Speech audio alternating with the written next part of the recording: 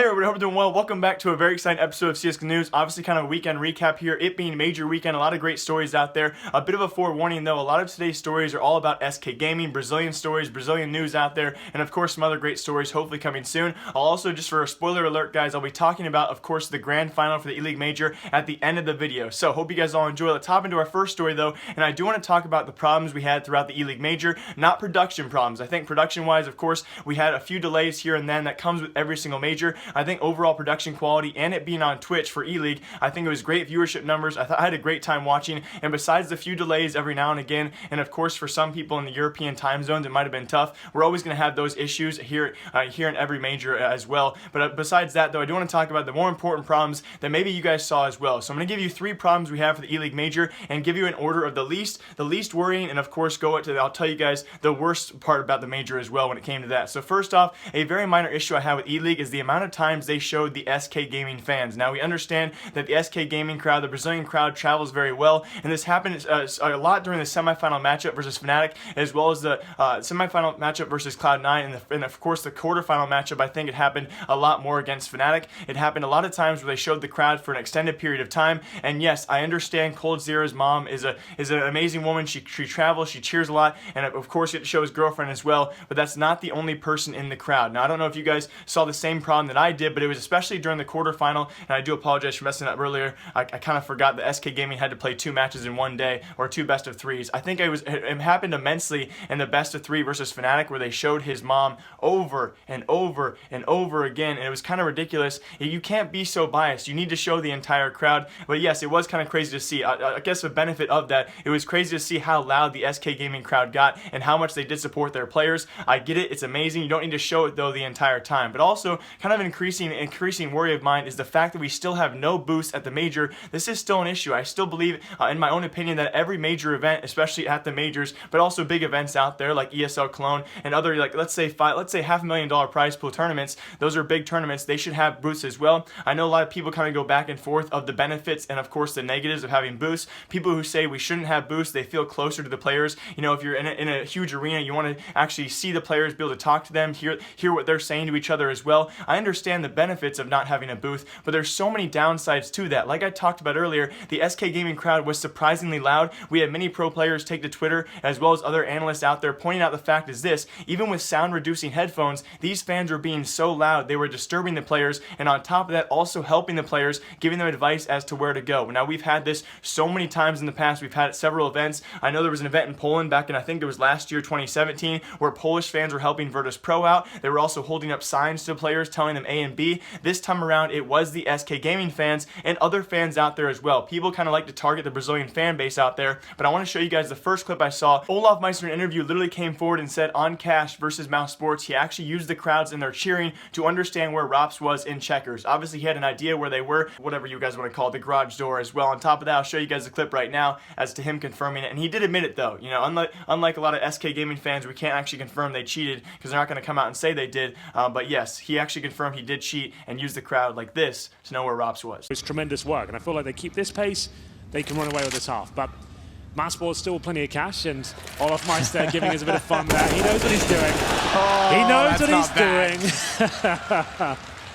Knows exactly where Ropz is. And also, I have to admit though, a lot of people again targeting Brazilian fans. I think it's equally as bad what Olofmeister did. But again, he had an idea of where Ropz was, obviously, so kind of a different use there. But I can't help but blame the audience. You cannot blame the SK team for what the audience does. Of course, just like when Virtus Pro fans did it, you can't blame Virtus Pro. That same thing carries over here. To a certain extent, you almost have to blame ELeague for not escorting people out if they repeatedly say things like go A or go B. But to some extent, you can't really blame them as well, because what if a fan just wants the team to actually go A or wants them to go B? What if they're not trying to help out their favorite team? What if they're just shouting, you know, of course, CSGO terms, CSGO phrases? To what extent do we actually have to control the crowd? Because the SK Gaming crowd did help out SK Gaming in some ways that were actually a bit sketchy in some instances. If you guys did not see this, I'll play the clip here very shortly. It was actually on Mirage, where you guys can see in this clip, and you can hear it very, very clearly in the background if I replay it for you guys. I'll only play it once though. The Brazilian fans saying things like Janela. Janela means window on Mirage, of course, in mid, and they're also saying esquerda. That means left.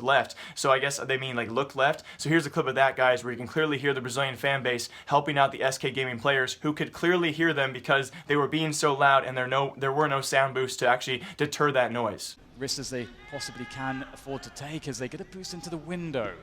Setting Flusher up, and this is really critical. If he's undiscovered in that position, he can make some really huge plays. Oh, that is big. First spotted and fragged in connector. Fallen has no idea about Flusher. Surely. Oh, apparently he does. The game sense unrivaled.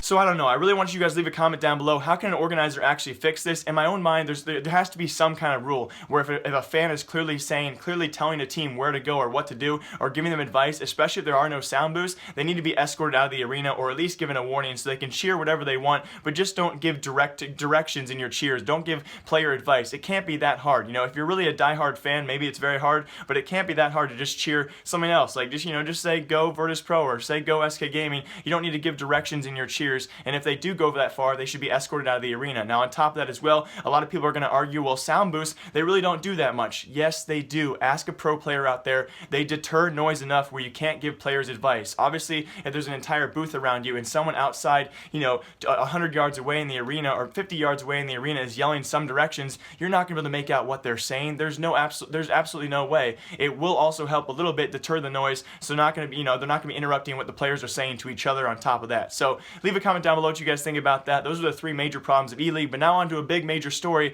about SK Gaming. Now, we talked about this last week as well. We had big rumors about SK Gaming. Of course, their contracts do expire sometime early 2018. They will be taking this roster forward to whatever organization does offer them, and right now I think there's 6 or 7 offers on the table allegedly for this SK Gaming roster with Bolts. Now, Phelps is gone. Apparently he's under contract with him as well. He's probably going to be bought out by a team like 100 Thieves, but going forward it will be this SK Gaming roster. Instead of Phelps, though, it will be Bolts, and apparently there's other information out there by a website known as Cybersport. I'll link the article down below for all of you, and according to them, they have inside sources telling them that the SK Gaming roster will go forward and leave SK Gaming and actually go back to Team Immortals. Of course, Immortals being the former organization of Bolts. Kind of funny as well to see that flip back of Bolts bringing those players back there. So it can be kind of cool to see. Also, though, the rumors are Noah Winston. I talked about this as well. It's been confirmed. The founder of MIBR, the Made in Brazil tag name, his name is Paulo. He confirmed that Noah Winston, the founder of Immortals, was actually inquiring about buying those naming rights.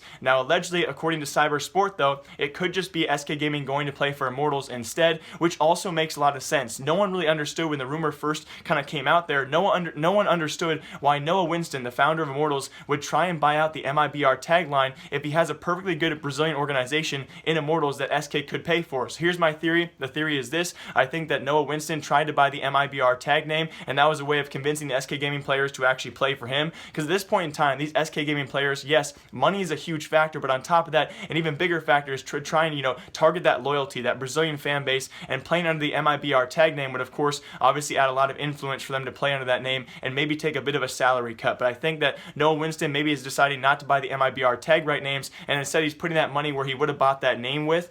He's probably going to put that money back into bigger salaries and just have the guys play under the Immortal tagline. But Cybersport.com has confirmed that sometime in 2018, in the coming months, SK Gaming's roster will leave SK Gaming and go back to Immortals, the home of Bolts. So take it for a grain of salt, guys. That would be insane to see. And Noah Winston will once again have another Brazilian team under his roster, and they could be, of course, the best Brazilian team. Actually, they will be by far. And also for all you RPK fans out there, envious fans as well, we do have RPK finally getting a little bit healthier out there. He did tweet out this just yesterday as well, so apparently getting back to full health, and in great news because it was very worrying to see him throughout the major qualifiers, what he was going through, of course, having to dismiss himself from a specific match, having their coach Malik stand in because he was so bad health-wise. So luckily he will be back apparently sometime soon, and he is getting better. On top of that, though, now for our final story for today's episode of CSK News, and as always, thank you all for watching, and feel free to leave a comment down below. It's major day. I'm feeling very, very good, very thankful for all of you guys to be here watching. Leave a comment down below. I'll try and reply to as many comments as possible, but I do want to talk about, of course, the grand final, and that was the iconic grand final of Cloud9 versus FaZe Clan. In case you guys are wanting the background stats of this, Cloud9 before this match had never beat FaZe Clan in a best-of-3 matchup ever before, and we also, of course, had Cloud9 have several chances. I think last year, IEM Oakland, and before that, I think it was ECS season 3 finals where they lost to FaZe Clan. IEM Oakland, they got 2-0 swept, and at ECS, they were lost 2-1 as well. So of course, besides that, this was North American history. No matter what, guys, no matter what happened, it was going to be North American history. It was the first North American team, not including Brazilian teams out there. So it was the first North American team to actually make a grand final ever since ESL Cologne back in 2016. That was when Liquid did it with Simple on their roster. It was the Liquid SK Gaming final, and it was one of the worst finals I've ever seen. It was a brutal 2-0 sweep by SK Gaming. So this is the first North American grand final ever since then, and it was, of course, a great matchup to watch, no matter what you guys think stat-wise. Of course, we saw some players underperform that we usually see do a bit better. I think Stewie2K being one of those players. You can never put that weight of the shoulders on one player, though,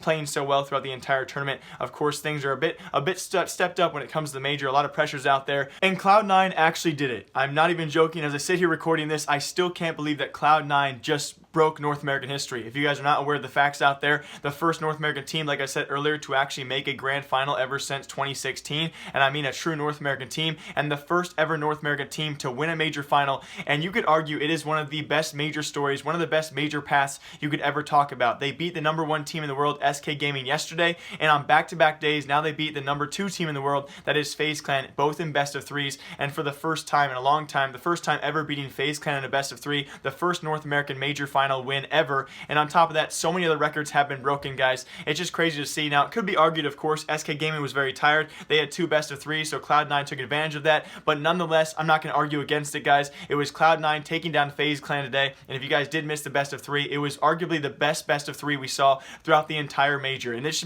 made everything so much better. If you guys missed it, it was actually map 1. This was Cloud9's pick on Mirage. They went up 8-2 at one point, taking 9 T-side rounds in the first half. So again, it was 8-2 start, ended up 9-6 for the half, and they ended up blowing that game to FaZe Clan 16-14. A miraculous comeback by FaZe, of course, on their T side. I think as we go into 2018, we're seeing a lot more teams actually play Mirage as almost more of a T-sided map in some circumstances. On top of that, then we have the best case possible as both teams take the opposing team's pick as their win. We also had, of course, FaZe Clan lose their map pick overpass to Cloud9, and that was in tremendous fashion as well. Cloud9 having another dominant first half, this time on their CT side, taking so many rounds off FaZe Clan, although a bit of a scare second half. Although the game ended up 16-10, at one point it was actually Cloud9 up 15-4. So kind of crazy to see those stats, guys. It was insane to see as well, the almost comeback by FaZe Clan. Even better though, we go to map 3 Inferno, which Cloud9 is not known by any spectacular means to be an amazing team on. FaZe Clan maybe only a bit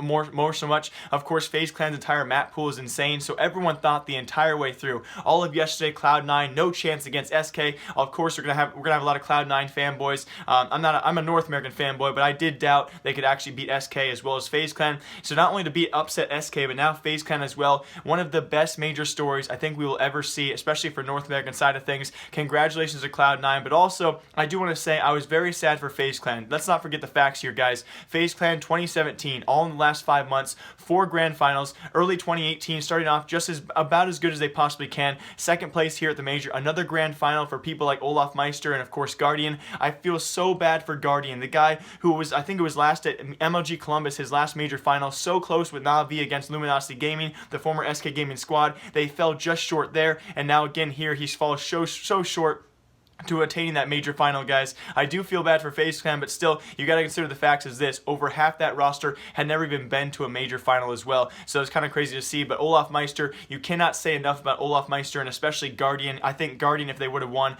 arguably could have been the MVP of the entire tournament, or Nico as well would have been, of course, a good name in your mouth as well. So it's just crazy to see, guys. An absolutely amazing major. I hope you guys all enjoyed the weekend. It's been so much fun, and then the fact that I'm so happy right now, please leave a comment down below. I'm going to try and reply to as many comments as possible, but not to take away from the great weekend. It was arguably one of the best weekends ever for Major CS. Although there were a few production problems, it was still an amazing major. I had so much fun watching. Although unfortunately, a couple kids in my live stream last night were trolling me, and unfortunately enough, YouTube has actually banned me from YouTube live streams. So if any of you guys have any power with YouTube, and if you guys know people who work for YouTube who can unban me, I was unjustly banned by YouTube. I was given a community strike and a 90-day ban from YouTube live streaming just when I was getting some traction on YouTube. It's just terribly sad. I'm really happy right now because the weekend was amazing. It was so much fun with the major, but I'm also kind of sad because 2 kids trolled me. They sent me explicit images from Google Images to my Twitter DMs. I opened my Twitter DMs on stream. They were open for about 3 seconds of time, and YouTube gave me a community strike and a 90-day ban. So hopefully I can appeal it, and we'll see see what happens. I don't think they're going to let me go, though. So we'll see in the future what we're actually decided to stream on. So YouTube, please unban me. I hope you guys all enjoyed watching. As always, I'll see you guys in a couple days with some more CSGO news. NACS, are we back? It's looking good so far. We'll see what Cloud9 can do in the future. Hope you guys all enjoy. My name is Jake Mara, like you. Goodbye.